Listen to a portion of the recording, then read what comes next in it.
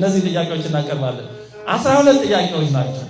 መያዝ የምትችሉትን ያክል መያዝ ትችላላችሁ። ሁሉንም ብትይዙ መልካም። አንደኛ ጥያቄ መጽሐፍ ቅዱስ ብቻ የሚል ቃል ከራሱ ከመጽሐፍ ቅዱስ አሳዩን ብለን ጠይቃቸዋለን። ሁሉ ነገር መጽሐፍ ቅዱስ ላይ ከሌላ አልቀበል የሚሉ መጽሐፍ ደቀ የለም። ስለዚህ ራሱ መጽሐፍ ቅዱስ ላይ መጽሐፍ ቅዱስ ብቻ ሶላ ስክሪፕቶራ የሚል አሳዩን። የፕሮቴስታንት አስተምሮ ዋና ማዕከሉ መሰረቱ መጽሐፍ ቅዱስ ብቻ የሚል ነው። ታዲያ ይሄ መሰረታዊ እምነታችሁ መጽሐፍ ቅዱስ ላይ የት ነው ያለው አሳዩን ብለን እንጠይቃለን። አሁን መልስ ያልሆነ ነገር ሊያሳዩአችሁ ይችላል። ወደ ዝርዝሩ ብዙ አልገባም። ሁለተኛ ጢሞቴዎስ ምዕራፍ 3 ቁጥር 16 እና 17 ሊጠቅሱላችሁ ይችላሉ። እሱ የሚለው ግን የእግዚአብሔር ቃል ያለበት የእግዚአብሔር መንፈስ ያለበት መጽሐፍ ሁሉ ለምክር ለተግሳጽ ይጠቅማል ነው እንጂ የሚለው ብቻውን በቂ ነው፣ ከተጻፈ ውጪ አትማሩ፣ አትጥቀሱ፣ አታስታውሱ አይልም። ይጠቅማል ማለት ብቻውን በቂ ነው ማለት አለ። አየር ይጠቅማል ማለት አየር ብቻ በቂ ነው ማለት ሊሆን አይችልም። ይሄ ለማንም ሰው አይምሮ ላልተቃወሰ ሰው ሁሉ ግልጽ ነው። ምግብ ይጠቅማል ማለት ልብስ ይጠቅማል ማለት ያ ብቻ ማለት አይደለም። ስለዚህ መጽሐፍ ቅዱስ እስኪ የት ላይ ነው መጽሐፍ ቅዱስ ብቻ የሚለው ካለ አሳዩን። ከሌለ ሳትመልሱ ሌላ ለመናገር መብት የላችሁ ማለት መቻል አለበት። አንደኛው ጥያቄ ይሄ ነው። ሁለተኛ መጽሐፍ ቅዱስ ላይ በጥቁርና በነጭ ካልተጻፈ በቀር አትቀበል የሚል ጥቅስ አለ ወይ? ይሄ መጽሐፍ ቅዱስ እኔ ላይ የሌለ ነገር እንዳትቀበሉ የሚል አምጡና አሳዩ። ሁለተኛው ጥያቄ ይሄ ነው። እንደዛ አይል መጽሐፍ ቅዱስ ጥያቄና መልስ እንዳይደባለቅ ነው እንጂ ጥያቄው ይሄ ነው። ግን ራሱ መጽሐፍ ቅዱስ ደጋግሞ የቃል ትውፊት መኖሩን ይናገራል። ጌታም ካልተጻፉ ነገሮች ጠቅሶ አስተምሯል። ቅዱስ ጳውሎስ በሁለተኛ ተሰሎንቄ መልእክቱ ምዕራፍ 3 ቁጥር 15 ላይ በቃላችንም በመልእክታችንም የነገርናችሁን ያዙ ነው የሚለው። በመልእክት የተጻፈው ነው፣ በቃል ደግሞ ያልተጻፈው ነው። በተግባር ከኔ ያያችሁትን አድርጉ ይላል እንጂ የተጻፈ ብቻ ከተጻፈ ውጭ አንዳች ነገር እንዳትቀበሉ አይልም መጽሐፍ ቅዱስ። የሚል ካለ ያምጡና ያሳዩ። እኛ ለሁሉ ነገር መጽሐፍ ቅዱስ ላይ ያሳዩ አይደል የሚለው። እንዲህ የሚለውን ራሱ መጽሐፍ ቅዱስ ላይ ያሳዩ። እኔ ላይ ያልተጻፈ ከሆነ እንዳትቀበሉ የሚል የት ላይ ነው ያለው? እስቲ ካለ ያሳዩ። ምናልባት ምን አለ እኛም ሳናየው ቀርተን እኮ ከሆነ ጥሩ ነው። እዚህን ጥያቄ ይውሰዱ። ሁለተኛ ሶስተኛ እምነት ብቻ የሚለው የፕሮቴስታንቶች ሌላው የትምህርታቸው የሃይማኖታቸው ማዕከል ነው። ስለዚህ ሶስተኛው ጥያቄ እምነት ብቻ የሚል ከዚህ ከመጽሐፍ ቅዱስ አሳዩን በሏቸው አይልም። ጥያቄው ለነሱ ነው። አይልም የሚለው መልሱ ለእናንተ ነው። ሮሜ 3:28 ሊያሳዩአችሁ ይችላሉ። ሮሜ 3:28 ግን የሚለው ሰው በሕግ ስራ ሳይሆን በእምነት እንዲጸድቅ እናውቃለን ነው የሚለው። አዎ በእምነት ነው የምንጸድቀው። ያለ እምነት የምንጸድቅ ማለት የለም። በእምነት ብቻ ግን አይደለም። ብቻ የሚል ቃል አፍራሽ ነው። ሶላ የሚለው ላቲኑ በአማርኛ ብቻ የሚለው አፍራሽ ነው። ሰው በአየር ብቻ ይኖራል ካለ አፍራሽ ነው። ሰው ለመኖር አየር ያስፈልገዋል፣ እውነት ነው። አየር ብቻ ከሆነ ግን ይፈርሳል። ሰው ለመኖር ምግብ ያስፈልገዋል፣ እውነት ነው። ሰው በምግብ ብቻ ይኖራል ከተባለ ግን ውሸት ነው። ስለዚህ ብቻ የሚለው ቃል አፍራሽ ነው። ስለዚህ ሶስተኛ ጥያቄ እምነት ብቻ የሚል እስቲ ከዚህ ከመጽሐፍ ቅዱስ አሳዩ። ታዲያ ካለ እሰየው፣ እኛ ምንም ከሌለ ከየት አምጥታችሁ ነው ብሎ መጠየቅ ያስፈልጋል። አራተኛው ጥያቄ ጸጋ ብቻ ይላሉ። የምንጸድቀው በጸጋ እግዚአብሔር ነው። ምን ጥያቄ የለው። እኛ በስራችን እንድናለን የሚል ኦርቶዶክሳዊ ትምህርት የለም። ያለ ስራ አንድንም፣ በስራ ግን አንድንም። በስራ ብንኖረው ክርስቶስ ሰው መሆን ባላስፈለገው ነበረ። ግን ጥያቄና መልሱ እንዳይደባለቅ አራተኛው ጥያቄ ልክ እምነት ብቻ የሚል አሳዩን እንዳልን ጸጋ ብቻ የሚልም ከዚህ ከመጽሐፍ ቅዱስ አሳዩን። ምክንያቱም የፕሮቴስታንት 5 ብቻዎች አሏቸው የእምነታቸው መሰረት ይሆኑ። አንደኛው መጽሐፍ ቅዱስ ብቻ የሚል ነው። ሁለተኛው እምነት ብቻ የሚል ነው። ሶስተኛው ጸጋ ብቻ የሚል ነው። አራተኛው ክብር ለእግዚአብሔር ብቻ የሚል ነው። አምስተኛው ክርስቶስ ብቻ የሚል ነው። ክርስቶስ ብቻ ሲሉ ክህነት የለም ማለታቸው። ስለዚህ እነዚህን ብቻዎች መጽሐፍ ቅዱስ ላይ በጥቁርና በነጭ ተጽፈው ከሆነ ያሳዩ።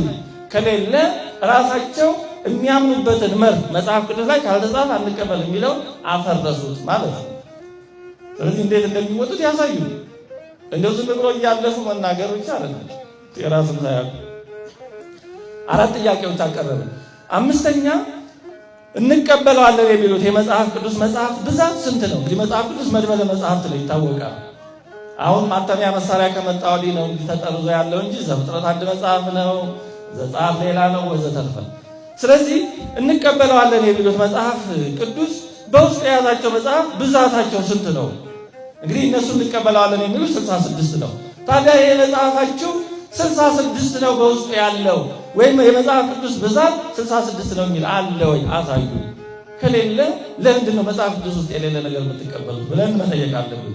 ካለ ያሳዩን። ምናልባት እንግዲህ እኛም ስተን ከሆነ እንዴ የት ላይ ነው መጽሐፍ ቅዱስ 66 ነው የሚል 99 66 ሚል አለ ወይ?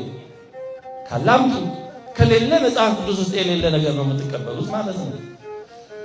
ስድስተኛ ጥያቄ የብሉይ ኪዳን መጽሐፍ ብዛት ስንት ነው? መጽሐፍ ቅዱስ ብሉይና ሐዲስ ተብሎ እንደሚከፈል ይታወቃል። እንግዲህ የሚቀበላቸው የብሉይ ኪዳን መጽሐፍት አሉ፣ እኛም እንቀበላቸው ናቸው፣ ጥያቄ የለው። የሐዲስ ኪዳን መጽሐፍት የሚቀበሏቸው አሉ።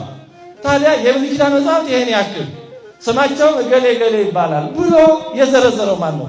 ራሱ መጽሐፍ ቅዱስ እንደዛ ይላል።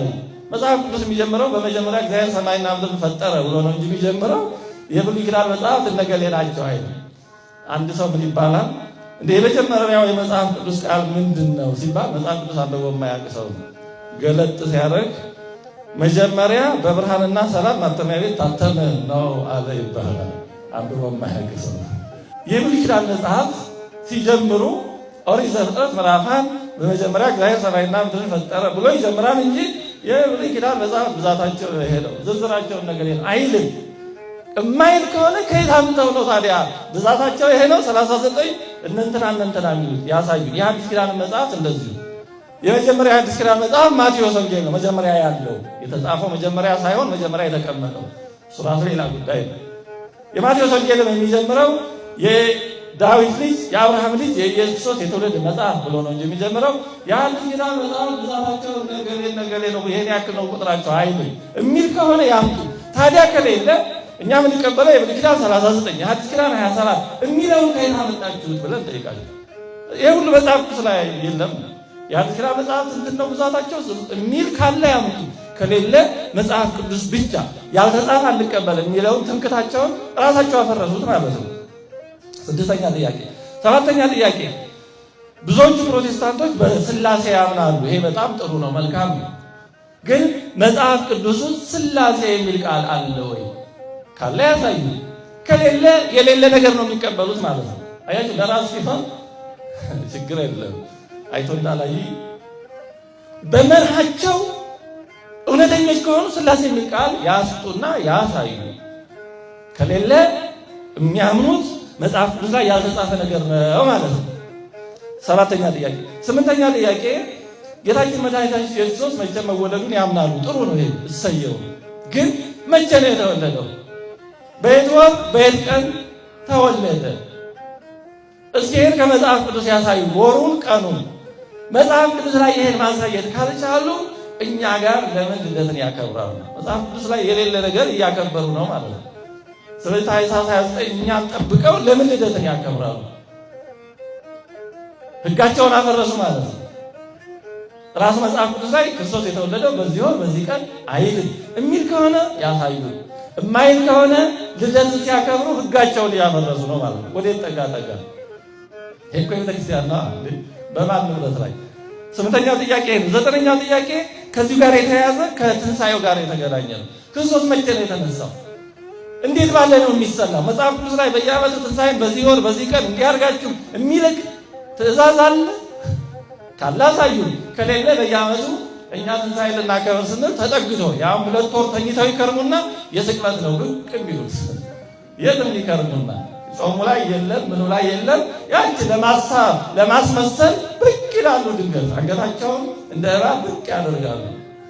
ታዲያ ከየት ያመጣችሁት? ስቅለት በየትኛው ወር እንደሚሆን ትንሣኤ በየትኛው ቀን እንደሚሆን በየት ነው ከመጽሐፍ ቅዱስ ያገኛችሁት? አለዛ የሌላን ንብረት እየተጠቀማችሁ ነው ማለት ነው። መጽሐፍ ቅዱስ ላይ የሌለ ነገር እየተቀበላችሁ ነው ማለት ነው። ይሄ ብቻ ንብረት ነው። ምን ይባላል? እንደ ቀልድ ቢጤ አንድ ሳይንቲስት እግዚአብሔር ጋር እወዳደራለሁ አለ ይባላል። ሰው ራሱን ሲረሳ አይድረስም። ራሱን እንደማያውቅ ሰው አሳዛኝ ሰው የለም። እና እግዚአብሔር ተገለጠለትና እስኪ እንደው እንወዳደር አለ። ቀልድ ነገር ነው፣ ግን ውስጡ ሀሳብ ስላለ ነው። እና እስኪ እንወዳደር እንደው አለው እግዚአብሔር ራሱን ዝቅ አድራጊ አለ። እና ያን ጊዜ ያ ሳይንቲስት ተብዬው የልብ ተሰማ። እና በምን እንወዳደር ሲለው እግዚአብሔር ሰውየው ለምን ችግር አለው እንፍጠር በመፍጠር እንወዳደር አለ። ጥሩ እስኪ እኔ አንዴ ፈጥሬ ያለው እስኪ አንተ ሞክር ደግሞ መፍጠር ከቻልክ አለ እና ያ ሳይንቲስት አፈር ሰብሰብ ባረገና ሰው ሊፈጥር ሞከረ። እንዴ ይሄ እኮ የኔ አፈር ነው የራስን አፈር ተጠቀም እንጂ ያለ ይባል እና የሰው አፈር እየተጠቀሙ እንዴት ይሆናል? ይሄ እኮ የቤተክርስቲያን ሀብት ነው። ልደቱ ትንሣኤ አቆጣጠሩ ይሄ የቤተክርስቲያን ሀብት ነው። የሰው ሀብት እየተጠቀሙ አይ መጽሐፍ ቅዱስ ውስጥ ከሌለ አልጠቀምም ማለት ፋላሲ ይባላል። ተፋልሶ ካለ ያሳዩ። 9ኛ ጥያቄ አየን። 10ኛ ጥያቄ ቅዱስ ጳውሎስ ሞቷል ወይስ አልሞተም? አሁን እኔ ያስፈልገኝ ሊሉ ይችላል። አሁን ማምለጫቸው እንደዚህ ነው። አይ እኔ ጌታን መስበክ እንጂ ጳውሎስ ሞተ አልሞተ እኔ አይመለከተኝም ይላሉ። አይ ይመለከተሃል። ለምን ከተባለ ከአዲስ ኪዳን መጽሐፍ ከግማሽ ትንሽ አለፍ ያለ 52% የአዲስ ኪዳን መጽሐፍ የጻፈው ማን ነው? ቅዱስ ጳውሎስ ነው። ከ27 የአዲስ ኪዳን መጽሐፍ 14ቱን የጻፈው ቅዱስ ጳውሎስ ነው። ስለዚህ ያ አቀበለዋለሁ የምትለው የአዲስ ኪዳን መጽሐፍ ግማሹን ያክል የጻፈው ሰው መዳረሻው ምን እንደሆነ ሳታውቅ እንዴት ነው እሱን የምትሰብከው? ለእኛ ጥያቄው ይሄ ነው። ግን ለእኛ ለእውቀታችን ለእናንተ ለሁላችንም የሐዋርያት ሥራ ምዕራፍ 28 የሚያቆመው ቅዱስ ጳውሎስ ሮም የቁም እስር ሆኖ እንዳለ ነው የሚተው። ሮም ላይ በቁም እስር ወደ እሱ የሚመጡትን ያስተምር ነበር በነፃነት ይላል። ከዛ ይፈታ፣ ይሰቀል፣ ይገደል፣ ምንም አይናገርም። ለምንድን ነው ይሄ? የቤተክርስቲያን አባቶች ሲያብራሩ እንደዛ ድንገት የሚያቆሙ ከቅዱሳን መጽሐፍ ድንገት የሚያቆመው የሐዋርያት ሥራ ነው። በተለይ ዝም ብሎ ነው ድንገት የሚያቆመው። ሌሎቹ የራሳቸው አጨራረስ አላቸው። የሐዋርያት ሥራ ግን ድንገት ነው የሚያቆመው። ለምን?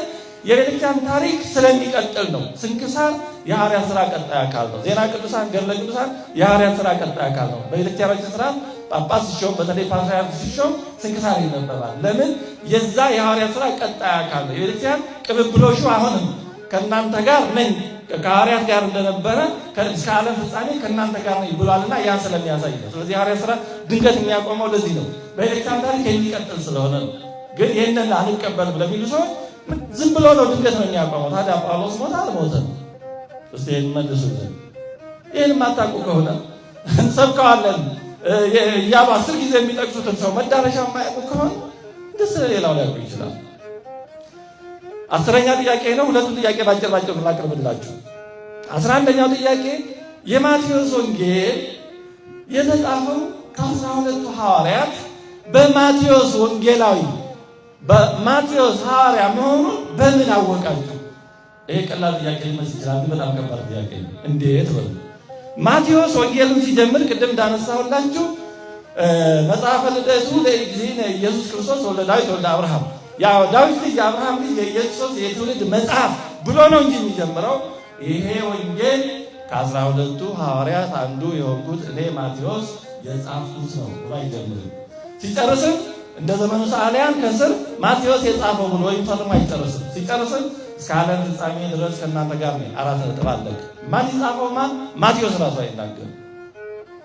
ስለዚህ መጽሐፍ ቅዱስ ውስጥ ያልተጻፈ ነገር አልቀበልም የሚል ሰው ማቴዎስ ወንጌል የሚለው በማን እንደተጻፈ እንዴት እንደሚያውቁ ይንገሩ። እኛ እንዴት አወቅን? እኛማ በኋላ የመጡ አባቶች ርዕስ ስለሰጡት ነው። አሁን እኛ የማቴዎስ ወንጌል ስንገልጥ የምናገኘው የማቴዎስ ወንጌል ከ12 ሐዋርያት አንዱ ማቴዎስ የጻፈው የሚለው የኋላ ሊቃውንት የጻፉት እንጂ ራሱ ማቴዎስ የጻፈው አይደለም። ስለዚህ የማቴዎስ ወንጌል እንዴት እንደተጻፈ ራሱ ማቴዎስ የጻፈው መሆኑን በምን አረጋገጣችሁ? የከባድ ጥያቄ ነው። በማብራራት ጊዜው እንዳልጨረሰው ነው። በጣም መሰረታዊ ጥያቄ ነው። የማቴዎስ ወንጌል እውነተኛ የእግዚአብሔር ቃል መሆኑን በምን አረጋገጣችሁ? እኛ ያወቅነው ከቤተክርስቲያን ነው። ቤተክርስቲያን ስለሰጠችን ነው እንጂ አሁን አንድ ሰው የማቴዎስ ወንጌልን መንገድ ላይ ወድቆ ወይ ሜዳ ላይ ቁጭ ብሎ ቢያገኘው አይ ይሄ የጌታ ቃል ነው ብሎ በምን ያውቃል? በምን የጌታ ቃል ነው ብሎ ለማወቅ ምን ማድረግ አለበት? ያ ሰው ከ12 ሐዋርያት አንዱ መሆን መቻል አለበት። ከጌታ ጋር አብሮ ካልኖረ ጌታችን ያደረገው ካላየ ማቴዎስ የጻፈው እውነት ይሁን ሐሰት ማረጋገጥ አይችልም። ብዙ የሐሰት ወንጌሎች ነበሩ። የቶማስ ወንጌል፣ የይሁዳ ወንጌል እንደዚህ ይባላል። ለምሳሌ የይሁዳ ወንጌል ምን ይላል መሰላችሁ? የሐሰት ወንጌል ነው። የግኖስቲኮች የመናፍቃን ወንጌል ነው። ግን ምን ይላል የይሁዳ ወንጌል? ይሁዳ ጌታን አሳልፎ የሸጠው ተስማምተው ተነጋግረው ነው። አንተም በ30 ብር ሽጠኝ እኔም በታምራት አመጣለሁ ብለው ተነጋግረው ነው። እኔም ዓለምን ለማዳን መሞት ስላለብኝ አሳልፈህ ስጠኝ አንተም ብርን ተቀበል ተብሎ ተነጋግረው ነው ይላል ይሁዳ ወንጌል። ይሁዳን ከወንጀል ነፃ ለማድረግ ታዲያ ትክክሉ ይሄ ይሁን? ይሁዳ ይህን በማድረጉ ታንቆ ሞተ የሚለው ይሁን? በኋላ የተነሳ ሰው በምን ማረጋገጥ ይችላል? በምንም መንገድ ማረጋገጥ አይችልም። ታዲያ እኛ ማቴዎስ ላይ ያለውን ታሪክ የተቀበለው ለምንድን ነው? ከክርስቶስ ጋር የኖሩ ሐዋርያት ቤተክርስቲያን ይሄ ማቴዎስ ወንጌል ትክክል ነው ብላ ስለሰጠችን እንጂ በራሳችን ተመራምረን የዛሬ 2000 ዓመት ተመልሰን ክርስቶስ ጋር ኖረን ቀራንዮ አካባቢ የነበረውን ተመልክተን አረጋግጠን አይደለም ከክርስቲያን የተቀበልነው። ግን ቤተክርስቲያን አንቀበልም። ሁሉም የምንቀበለው የተጻፈ ብቻ ነው የሚሉ ሰዎች ይህን ጥያቄ መመለስ ይችሉ ከሆነ ይመልሱልን። የመጨረሻው 12ኛው ጥያቄ ያለ መጽሐፍ ቅዱስ ክርስትና የለም፣ ሁሉ ነገር በመጽሐፍ ቅዱስ የተጻፈ ብቻ ነው ባዮች ስለሆኑ መጽሐፍ ቅዱስ ሳይጻፍ የነበሩ ክርስቲያኖች እንዴት ክርስቲያን ሆኑ? በተለይ የሐዲስ ኪዳን ለምሳሌ ቅዱስ እስጢፋኖስ የሞተው ምንም የሐዲስ ኪዳን መጽሐፍ ገና ሳይጻፍ ነው። የሐዋርያት ሥራ ምዕራፍ 7 ላይ በሰማዕትነት የሞተው ቀዳሜ ሰማዕት ሊቀ ዲያቆናት ቅዱስ እስጢፋኖስ በሰማዕትነት በድንጋይ ተወግሮ ሲሞት አንድም የሐዲስ ኪዳን መጽሐፍ አልተጻፈም። የማቴዎስ ወንጌል የማርቆስ ወንጌልም ገና አልተጻፈም። ገና ክርስቲያኖች ከኢየሩሳሌም ሳይወጡ ሐዋርያቱ ከኢየሩሳሌም ሳይወጡ ነው ሰማዕትነት የተቀበለው። ታዲያ ያለ መጽሐፍ ቅዱስ ክርስትና ከሌለ እንደነዚህ ሰዎች አባባል ቅዱስ እስጢፋኖስ እንዴት ክርስቲያን ሆነ? ክርስቲያን ሳይሆን ነው የሞተው ማለት ነው። የሐዋርያት ሥራ ምዕራፍ 12 ላይ ከሐዋርያት በሰማዕትነት መጀመሪያ የሞተው ቅዱስ ያዕቆብ የዮሐንስ ወንጌላዊ ወንድም ነው። ያን ጊዜም ገና የሐዲስ ኪዳን መጽሐፍ አልተጻፉም። ግማሹን የሐዲስ ኪዳን መጽሐፍ የሚጽፋቸው ቅዱስ ጳውሎስ ገና መመለሱ ነበር። ገና እየተመለሱ እንኳን መጽሐፍ ሊጽፍ ገና ራሱ በሱባኤና በመሳሰሉ ላይ ነው። ታዲያ እነዚህ ክርስቲያኖች በመጀመሪያው ያመኑ 5000 3000 ከዛም የነበረ ብዙ ክርስቲያኖች በሰማዕትነት የሞቱ እንዴት ክርስቲያን ሆነው? ያለ መጽሐፍ ቅዱስ ያለ ተጻፈ መጽሐፍ ክርስትና የሌለ ከሆነ ቢያንስ እስከ 98 ዓመተ ምህረት ድረስ ራዕየ ዮሐንስ አልተጻፈም፣ ዮሐንስ ወንጌል አልተጻፈም። እስከ 98 ዓመተ ምህረት ግን ከ34 ዓመተ ምህረት እስከ 98 ዓመት ስንት ዓመት ነው ያለው? 50 ዓመት 60 ምናምን ዓመት። በዚህ 60 ምናምን 62 ዓመት በጣም እልፍ አእላፍ ሰማዕታትን ቤተክርስቲያን አፍርታለች፣ ቅዱሳንን አፍርታለች። እነዚህ ሁሉ እንደዚህ እንደሚሉት የተጻፈ መጽሐፍ ከሌለ እንደሚሉት ከሆነ እነዚህ የመጀመሪያዎቹ ዘመን ክርስቲያን አልነበሩም ማለት ነው። እንዴት ክርስቲያን ሆኑ? እነዚህ 12 ጥያቄዎች ይመልሱ። ይህን ሳይመልሱ እንዲያው ዝም ብሎ እየተሻገሩ ሰው ፊት መቁረስ ነውር ነው። በባህላችን እኮ ሰው ፊት አይቆርስም ማለት ነው። ፊት ብላ ነው የሚባለው። ካልቸገረ በስተቀር ሰው አልፎ የሰው ፊት አይቆርስም። ይሄ አሳዳጊ የበደለው ይባላል። ሰው መጀመሪያ የፊት ቆርሱ። ስለዚህ እስከ የቀረበላቸውን ጥያቄ ይመልሱ። ከዚህ በኋላ ሌላ ይቀጥላል። ቅርብ ጊዜ የተናገረ አንድ ሰው ምን ብሏል? የሌሎች ራዳር ይጣሳል ብሏል። ስሙን መጥራት አያስፈልግም። ቢጠራም በንቀት በጥላቻ አይደለም፣ ግን አስቸጋሪ ነው። አንዳንዴ ክፉ ጠሪ ወይ ባዩን ያከፋል እንደሚባለው እንዳይሆን ነው ሐሳቡ ነው። እና ማለት የሌሎች ራዳር ይጣሳል ወደ ማለትም የሚከለከል ነገር የማንነካው ነገር የለም ማለት ነው። ግን ይሄ ወንድማችን ማወቅ ያለበት የሌሎችን ራዳር እጥሳለሁ ሲሉ ተመትቶ መውደቅም አለ። ይሄን ማወቅ አለበት። የሌላ ራዳር ጥሶ በጤና በሰላም መቀጠል ላይቻል ይችላል። ያው ራዳር የሚጥሱትን መከላከያ አለ፣ አየር መቃወሚያም ይባላል። ስለዚህ ተመትቶ መውደቅም ሊኖር እንደሚችል አብሮ ቢያስቡበት በጣም በትህትና እንነግረዋለን። እንደው በእውነቱ የእነዚህ ሰዎች ትምህርት እንኳን ራዳር ጥሶ ሊገባ ይቅርና አይምሯቸው በነጠፈ ብሬን ወሽድ በሆኑ አይምሯቸውን በታጠቡ ሰዎች ካልሆነ በስተቀር እንኳንስ የኢትዮጵያ ኦርቶዶክስ ተዋሕዶ ቤተክርስቲያን ራዳር ሊጥስ ቀርቶ እንዲያው የሸረሪት ድርን ለመበጠስ አይችልም። ግን ብሬን ወሽድ ለሆነ ሰው ለደነዘዘ ሰው ሊመስለው ይችላል። ሰው ጠንቋይ ቤት ሲሄድ ምንም ቢል አሜን አሜን ነው የሚለው። ሰው አይምሮውን ካጣ ይድረስ ነው። እግዚአብሔር አይምሮውን ከማጣት ይሰውራል። አንድ ሴትዮ ይባላል ጠንቋይ ቤት ሄዳ ምን ፈልገሽ ነው አላት። ልጅ ፈልጌ አለችው። በቃ ወንድ ልጅ ጀባ ከመጀመሪያ ባልሽ ነው ያው ማለት ትንሽ ሞቅ አለውና፣ ኧረ ጌታዬ የመጀመሪያ ባሌ እኮ ሞቷል አለ። ችግር የለም ይነሳል። ምን ይባል አስቸጋሪ ነው። አሜን አለች። ራሱ አይምሮውን ካንተ አይደለም ዝም ብሎ አሜን እንደው እንዲህ ያሉ ሰዎች አይምሮአቸውን ቤት አስቀምጠው የሚሄዱ ይባላል። ቤት ውስጥ አይምሮአቸውን ቆልፈው ይሄ በዮጋ በሂንዱይዝም እንደዛ ይሆናል ይባላል። በጣም በዛ በመተቱ ሲበቁ ስጋቸውን የሆነ ቦታ ጥለው በመንፈስ ሌላ ቦታ ሄዳሉ ይባላል። እና ክፉ ነው አይምሮ ሲነጽ። እንደዛ ካልሆነ በስተቀር የነዚህ ሰዎች ትምህርት እንኳን አይደለም ኦርቶዶክሳዊ ራዳር ሊጥስ ቀርቶ እንዲያው ምንም የማንንም አይምሮ የማፋፋት አቅም የለውም እንዳለ መታደሉ